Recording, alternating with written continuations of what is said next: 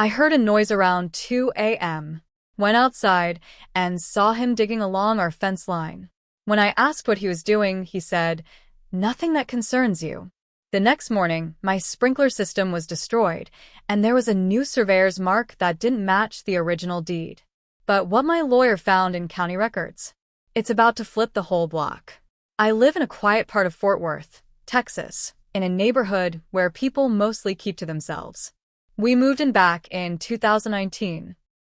My wife and I had finally saved enough to buy a place after years of renting. Nothing huge, just a single-story home with a little patch of yard front and back. It felt like peace, finally.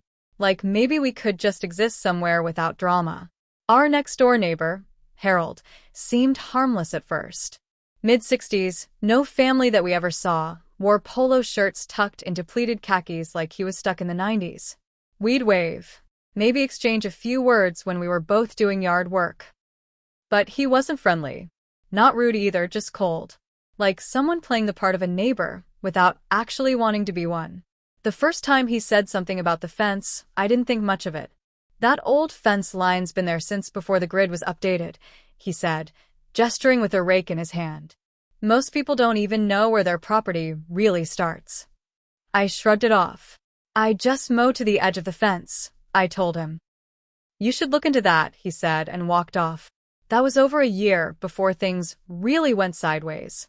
In early 2024, small things started happening. One morning the side gate was unlatched. Then a week later I noticed a small stake in the ground near the corner of our back fence, just a little plastic marker with some orange tape. My first thought was utilities, but we hadn't called anyone out. That same week, I heard something outside at night. It was around 2 a.m. I couldn't sleep, and I was up getting a glass of water when I heard this slow, scraping sound. At first I thought it was a cat or something rooting around in the bushes, but then it didn't stop. It was too methodical. I stepped outside. No shoes, no phone. Just walked out the back door and stood at the edge of the porch. And there he was, Harold, crouched down near the fence, digging with a hand trowel. Calm, focused. Like it was noon on a weekend instead of the middle of the night.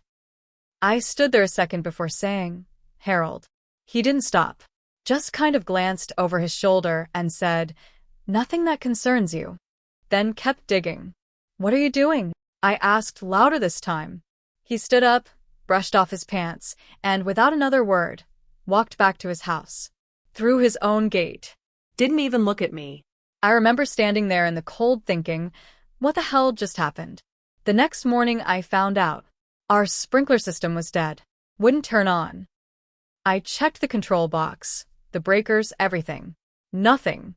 I finally got on my hands and knees to check the line along the side of the house, and that's when I saw it. A section of the black tubing had been cut clean through. Sliced. Not gnawed or broken. Cut. And right there in the same spot I saw Harold digging were two new survey flags. Bright orange. Placed about 2 feet into our yard from the fence line. I started to get this sick feeling in my stomach. I pulled out the folder we got at closing, the deed, the survey, everything. The documents all clearly showed our property extending past the fence by a few feet. Whoever built the fence decades ago had actually put it a bit inward from the actual boundary, meaning those new markers were nonsense. That night, I started making calls. Within 48 hours, I had a property lawyer on the line. I showed him everything, photos, documents, even old satellite images I pulled from Google Earth. He was calm but firm. This isn't just a neighborly dispute. This could be attempted encroachment. We filed a motion to stop any further changes to the property line. That should have been the end of it. But then my lawyer called me 2 days later sounding almost excited. He'd gone to the county clerk's office and pulled recent activity tied to Harold's name. And what he found? Harold had filed a boundary adjustment notice just 2 weeks earlier. According to that document, Harold claimed that the fence had always been incorrectly placed and that he had a verbal agreement with the prior owner of our house to adjust the line accordingly. It was total bullshit. We contacted the previous owner, an older woman named Diane, now living in assisted living. She remembered Harold. "He gave me the creeps," she said. "Never spoke to him unless I had to. I don't remember anything about boundaries. More digging revealed even more. Harold had filed similar adjustments in past years, 3 total, all involving neighbors who had moved or passed away.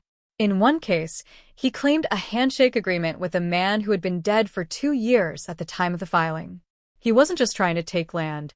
He'd already taken it, quietly, over time, from people who didn't know better or weren't around to fight back. That's when my lawyer brought in a forensic investigator. They compared signatures on the previous filings, and one stood out, a signature supposedly from a neighbor named Mr. Renner, filed in 2018. Problem was, Mr. Renner had died in 2016, and the signature didn't match anything from his actual estate records. The county opened an investigation, and then the real fallout began. It turned out Harold's fake markers, his forged filings, and his nighttime digging weren't just about my yard. Half the block had similar discrepancies. Suddenly, what looked like one cranky neighbor with a shovel turned into a full-blown real estate fraud case. And the worst part? Some people had already sold their homes with the altered boundaries, meaning new owners were now in legal limbo. This isn't over. And Harold? He still lives next door. Still walks out in the mornings in his tucked-in shirt, watering his roses like nothing's happening. But everything's happening now. A week after the county opened its investigation, I came home from work to find a certified letter taped to our front door. It was from Harold. He wasn't trying to apologize or explain. He was suing us. The claim? Defamation of character, emotional distress, and obstruction of rightful land use. My wife stared at the letter in silence for a full minute before saying, "He's losing control." It was a scare tactic. That much was obvious. But it still meant we had to respond.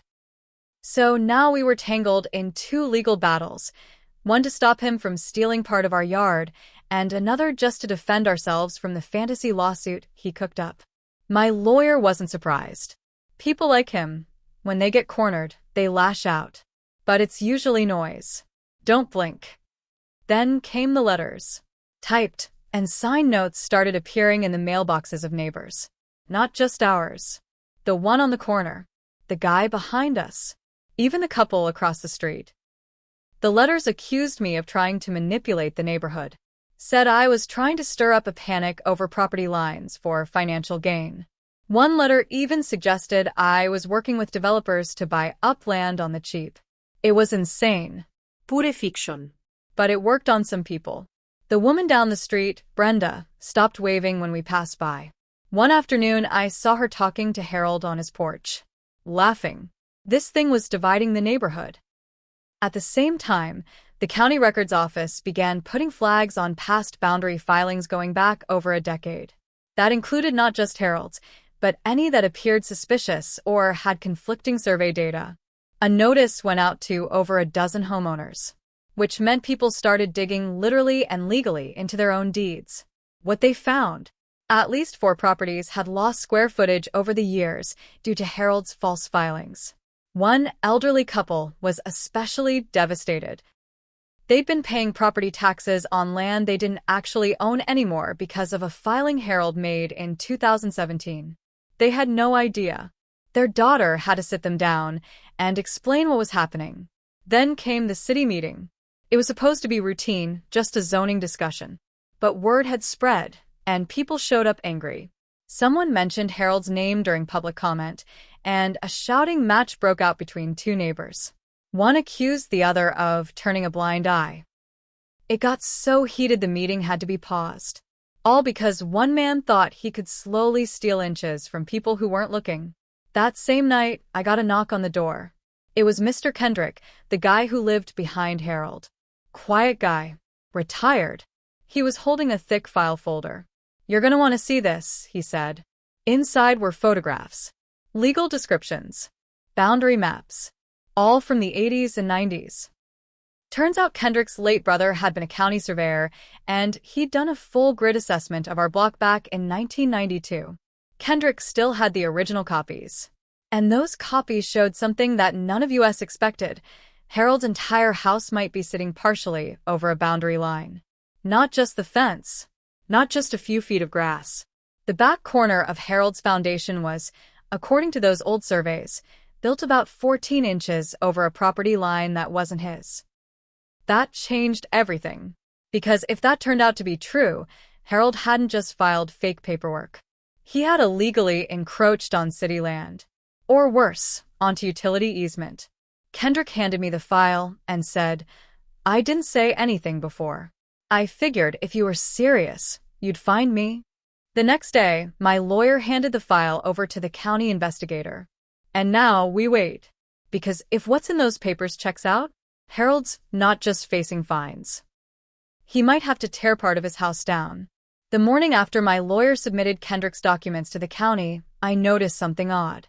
A black SUV was parked across the street. Tinted windows. Just sitting there. No one got out.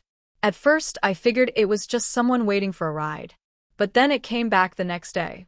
And the next. Always around the same time, just after 8 a.m. when my wife left for work. Always staying about an hour, then driving off. I mentioned it to my lawyer during a check-in call. He paused and said, "That's not the first time someone's brought that up. 2 other clients in your neighborhood have reported a similar vehicle showing up." Later that week, Kendrick's mailbox got smashed in. Nothing else was touched, no tire marks on the grass, no damage to nearby mailboxes. Just his. Completely flattened. Bent backward, like someone hit it with a bat. Kendrick didn't say much about it, but I saw him the next day installing a security camera on his porch. That Friday, we got a call from the county office. They were issuing a stop work order for Harold's property. Apparently, he'd submitted paperwork to start building a privacy extension on the side of his house, right on the disputed land. He was trying to rush construction through before the investigation could close. But when a county inspector came to tag the permit notice, Harold threatened him. "Get off my property or I'll handle it myself," he allegedly said.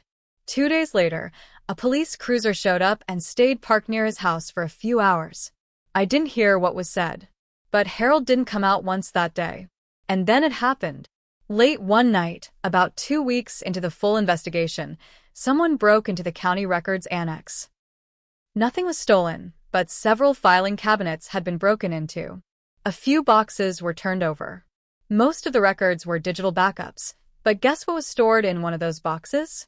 Hard copies of boundary filings from the late 80s and early 90s, including the ones Kendrick had just submitted. The originals. Thankfully, the staff had scanned everything 2 days earlier when the investigator flagged them as key evidence. But still, someone had tried to wipe them out. They were reviewing security footage, but the cameras near that back section were under maintenance. No footy. Everyone knew who they suspected, but no one had enough proof. Until someone came forward. The teenage son of a neighbor down the street, the Dillons, walked into the county office with something on a flash drive. He was shaking. Told them he didn't want to get involved, but his mom had gotten in a fight with Harold weeks earlier and had installed a new security cam facing his driveway. The footage showed Harold's truck pulling away from the annex lot at 3:11 a.m. the night of the break-in. Not proof of guilt, but enough to bring him in for questioning. By the following week, 2 detectives knocked on Harold's door. He didn't answer. His blinds stayed shut. His trash bins didn't go out. For days, it was like he vanished. But the real kicker? The city began reviewing all permits Harold had submitted over the last 10 years. And they discovered something massive. Harold had sold a strip of land behind his house, a piece that supposedly belonged to him, to a telecom company for underground fiber installation. The payment? $38,000. For land that, according to Kendrick's files and the old grid system, wasn't his to sell. Now, it's not just civil disputes or local filings. It's fraud. Real, traceable, 6-figure fraud. And now, the city, the telecom company, the county auditor, and at least 3 neighbors are preparing to sue. I don't know how this ends, but I know Harold's been playing this game a long time, and I think it's finally crashing down on him. Sometimes I still hear movement outside around 2 a.m. I tell myself it's just the wind or a stray cat, but I always check. And every time, I remember the way he looked at me that night, calm, like he believed none of this would ever catch up to him. The truth is, it almost didn't. If I hadn't gotten up for that glass of water, he might have taken a piece of all of us and gotten away with it. And what keeps me up now isn't fear. It's knowing how easy it was for him to start, and how long no one noticed.